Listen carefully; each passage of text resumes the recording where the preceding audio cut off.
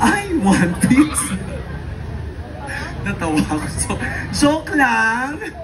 I spent almost half of my life living in Baguio City. Pero, napagtanto ko na pusong Pinoy po pala ako. How sweet.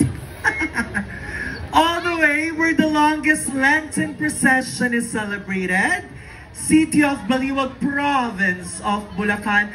My name is Ms. Yuki Ito, a 16-year-old stunner.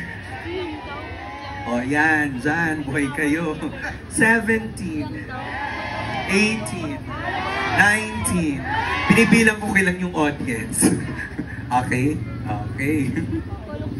Anyway, let's not talk about age because tonight is a battle of beauty, talent, and brain. This costume was made by Miss Christine de Guzman to pay tribute to our very own Pearl of the East. Perlas ng silanganan, hindi costume ng pangbanyaga, ngunit costume na ipinagmamalaki nating mga Pilipino.